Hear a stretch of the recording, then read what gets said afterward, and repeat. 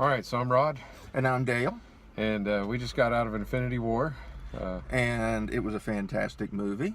All right, so we're going to talk about what we thought of the movie first. No spoilers. Then after about 3 minutes, we're going to go into more in depth into the movie, and we'll give you a spoiler warning at that time. Fantastic.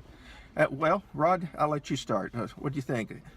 Well, I was just blown away. I mean, how many times never have they done this, where they take two solid franchises like Guardians of the Galaxy and Avengers and just make one movie with both of those casts?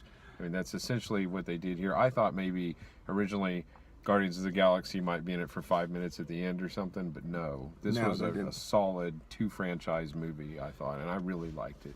You know what? I mean, I was going in expecting the blockbuster of all blockbusters, and it was. It didn't disappoint. It was a fantastic movie.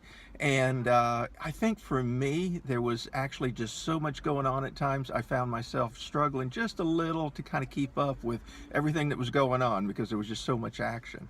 Yeah, there was a lot of good fight scenes, you know. I mean, there was the traditional thing that they did with the original Avengers, where there's the good guys fight a little bit at first when they're unsure of each other and they first meet each other. Yeah. And so you're like, oh, what would happen if this guy fought this guy? Well, you find out. You're going to get to find out in this movie. Yeah. And there were some surprises. I mean, that was the one thing that really caught me is this wasn't one of these movies building up to the great scenes. It was an immediate right off the bat. It just started off. One great scene after another, yeah. Yeah. I have to agree.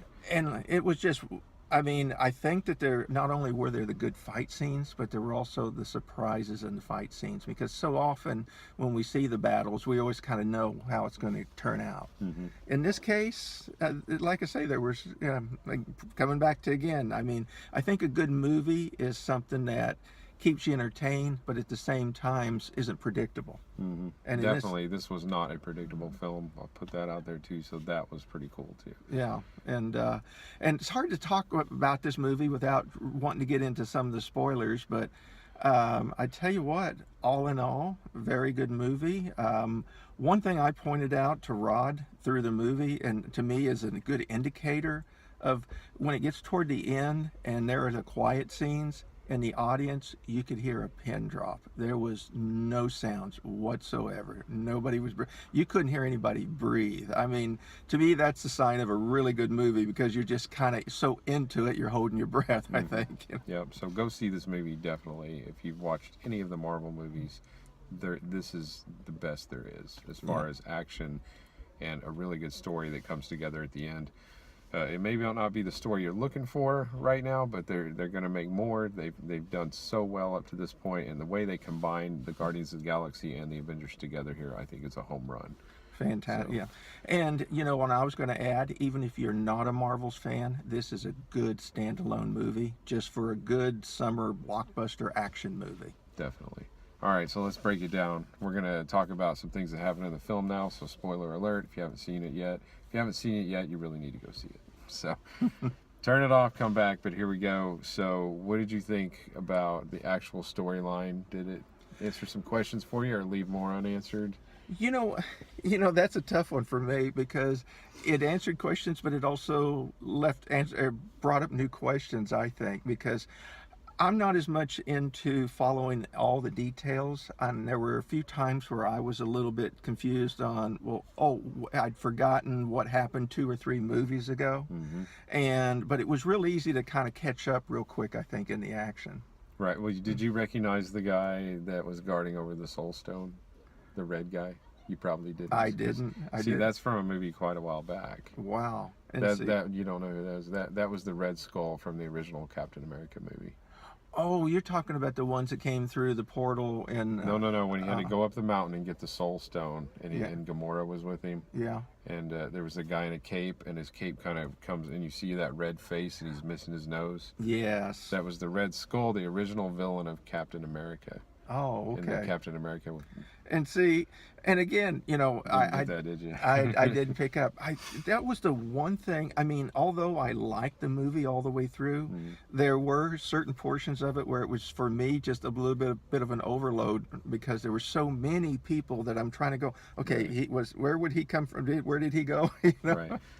Well, when this movie started, less than 5 minutes in, it's Hulk versus Thanos one-on-one. Oh, yeah. And even one of Thanos' henchmen holds another guy back and is like, "Let him have his fun." And I was like, this movie just got real. Right off the bat, Thanos versus Hulk, we're going to find this question answered right now. Yeah. And that was amazing. I loved it. Another one that I had always kicked around in my mind that they also thought of this was, what happens if you've got Star-Lord flying around with his lasers and his space helmet versus Iron Man? Yeah. Well, we got to see a little Star-Lord versus Iron Man too, and I thought that was just great as well. That was good. This was a free-for-all. I mean, there was everybody, and there was that one good part, like you say, where the Guardian of the Galaxy guys are coming in fighting Iron Man and his friends, and yet, they didn't even know who each other were for a while. So even the good guys got to fight each other. Yeah, and they're notorious for doing that. We had Thor versus Hulk in the first Avengers movie very briefly. Yeah. Because that's something everybody wanted to see too. And then, of course, they did that again with Thor Ragnarok, which led up to this.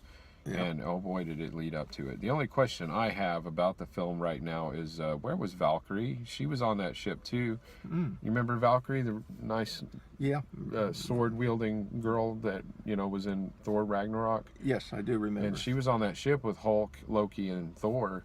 And yet she's not there. So that's one thing I didn't like. I heard they couldn't get the actress; she wasn't available. Oh, really? Wow. But we have to imagine that she jumped out into the space battle early and got hit and knocked out or something. Yeah. Because she just wasn't there when the big fight went down between Hulk and. And the one thing that I found, just for my own personal taste, is that they kept that little bit of humor every time. There's just like the good serious action movie, and then there was always that little quib, that little thing that just kind of made you laugh. They kept them coming too, and I really enjoy that. I thought Thor Ragnarok kind of overdid it, but this movie did it just right. Yeah. And this may not be very many people's favorite line, but when Star-Lord says to Thanos, "Let her go, Grimace." I just thought that was great. I was like, Grimace, I haven't heard that word in forever. That's that big purple dude from McDonald's. Yeah. And he called Thanos that. And I'm like, oh, Star-Lord, you are awesome. They did. They all kind of kept to their own personalities, but I thought the interaction between all the personalities were great. So Doctor Strange versus Tony Stark was really good. They had some good dialogue. Both of those guys are like upper level professionals who don't take any crap from anyone else, and they were going at it, jawing pretty good. Attention. Now, this is a movie, I think, more than anything else, and I don't know if they'll do any statistics on it, but a lot of movies you go see once, maybe twice. I can see people going back and seeing 3 and 4 times just to go, what went on there? I want to see that again. Yeah, there's a lot of scenes worth seeing. That, especially the one where they had Thanos pinned down, and everyone wants to blame Star-Lord for blowing that because he started punching Thanos in the face. Yeah. Like, why did you kill Gamora? Which is totally understandable. That's how Star-Lord is going to act in that situation. And I think that Doctor Strange knew that, and that brings us back to the whole main plot. I think that Doctor Strange knew all along that they weren't going to be able to stop Thanos from getting that time stone during that fight.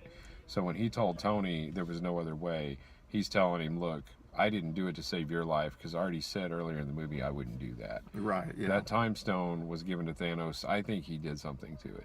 He either did something to that time stone to set everything back again when Thanos doesn't expect it, or he had to keep Tony alive because Tony Stark, that's the other theory, is that he may be crucial to defeating Thanos. But either way, they're gonna have to back up on that finger snap. That can't hold. You can't have half the Earth die. Forget about all the very popular Avengers that are now dead. You can't kill half the people on Earth and keep your universe going. That would be like, it would reset society, which is what Thanos was doing throughout the universe, and that can't happen. But you got to remember that each movie today, we've got so many fantastic, great movies that they have to push that envelope every time. And it kind of reminds me of the first show I watched where they actually killed the star at the end of the show. And it's like, you can't do that. You're breaking all the rules. Right. I mean, The Empire Strikes Back pretty much sets a precedent for what is a good film where the bad guys win. And we all knew a third Star Wars was coming, so we were able to swallow Han Solo being frozen at the end of that movie. Yeah. But still, we didn't have any major deaths. So this one hit a lot harder. Some of these characters that died before the event of the finger snap we're really worried about, like Gamora, Loki, Heimdall. all these guys, it's very concerning that Marvel just came right out and started killing people right at the beginning of this movie. And I think in a normal movie, if something like that happened, it would be like a game changer for the whole rest of the movie. But this, there was just so much. I think they really sort of got the essence of war in this. Definitely. This is a war. There are casualties. Very good point. Yeah. I mean, they brought it in and they push your face right into it, right in the beginning of this movie. They really did, and this is a game changer movie. This changes the Marvel Universe forever. Although you can't have what happened at the end stay, because you can't have half the Earth wiped out. That would cause, I'm sorry, but it wouldn't be the same planet after that. And, That's true. Which is what Thanos wants, and you can't have half the people die and just keep going. Yeah. Well, being moviegoers, we're probably, I think that we want to see everything get back to where it used to be, so we can see all of our, great stars back up there again. But the heroes ride off into the sunset. It may not happen. It just may not happen. Rode off into the sunset on this one, and that is what is just crazy. Right now, people are really having a hard time swallowing him. With his little victory smile there at the end while he's watching the sunset. But I mean, wow, they gave Thanos a personality. They gave him reasons for what he wanted to do. Yeah. Everything he said made sense to him, and it kind of made sense on a mathematical scale too. But genocide does not make sense to humans, so to the human condition. We don't accept that. He's not human though. Yeah, well, I mean, the bottom line is he's wrong, but in the film you see the whole time he thinks he's right, and he does have his moments where he just does look human. There's points where you actually want to go in there and side with the non-human, even if it's like, well, he has his reasons, let's go with it. When he took Gamora and he looked at Star-Lord when he pulled the trigger and he had turned the laser blast into bubbles so that Gamora would stay alive. He said, he's talking to Gamora in a "I'm your dad and I just met your boyfriend" kind of way, and he goes, "I like him," and then he disappears, and you're like, wow, Thanos has personality. Yeah. How do you deal with that? He thinks he's right. He has his reasons. He's got personality. He's like the ultimate villain, and he's like unbeatable because he just beat up Hulk in the first 5 minutes of the movie. So what a guy, what a villain, what a movie. I think in summary, I mean, I walked away from the movie going, great movie. I really don't think anybody's going to come out of this movie going, hey, it was mediocre. I mean, it was a fantastic movie. Obviously breaking all the records that it's broken so far, and I'm sure it's going to break some more. And but I still, it left you waiting for the next one. We've got to wait a year for it, but a lot of people were upset at the end of this movie when they saw, Black Panther die, and that's understandable. And your other heroes like Spider-Man. I mean, Spider-Man can't die, so a lot of people left the theater upset. And you will. The first time you see it, you leave the theater, oh my gosh, just kind of crushed, But then you see it again. But I kind of walked away going, this is the movies. And there was a time stone involved, and there's a reality stone involved. And so I'm just looking for when they bring it all back, because I think that they will. I mean, or we may get surprised still, but I think when they bring it all back, that I'm hoping they do this in the right way. They don't just go, oops, reset. Hey, let's bring everybody back again. Right, and Doctor Strange playing a key role there. I didn't think he would, but he is a key player right now. Tony, Doctor Strange, and Thor are, I think, the three main players, and we're going to get introduced into a fourth major player with Captain Marvel here, who's going to get her own standalone movie, which will probably lead right up to the point where she gets that text message from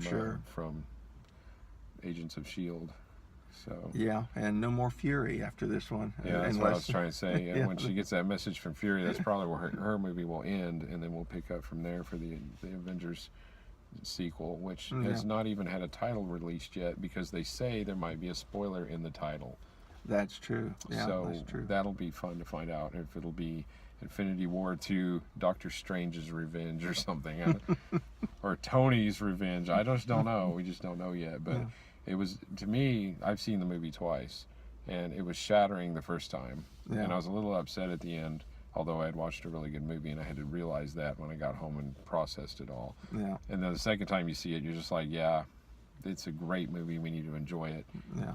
But And then, of course, this was the first time I've seen the movie, and I look at movies, I think, so much differently than I wasn't going in looking for such a storyline. I'm the guy that likes to go in there and just see a lot of action and lots of adventure, and I want to, get taken away in a movie. And that's what this movie did. It just kind of sucks you into it real fast. Almost 2.5 hours goes by just in a snap of a finger, and that tells you that you're watching a fantastic movie when you don't realize how much how long you've actually been sitting down. Exactly, yeah, because this was just one action scene after another. Oh yeah. Was there any slow spots in it at all? I mean, there was maybe a few that kind of got out. Some of the slow spots were dramatic, like Yeah. the scenes with Vision and Scarlet Witch, and the scene with Gamora where she was Yeah. taken up the mountain by Thanos to get the Time Stone. Yeah. A little slow scene, but incredibly dramatic, and will shock you to the core if you think about it. So Yeah, that's true. the movie offered it all. It was a great Yeah. movie. Well, hey, anybody who wants to go see a good Marvel movie, or anybody who just wants to go see a good action movie, this is the movie for you.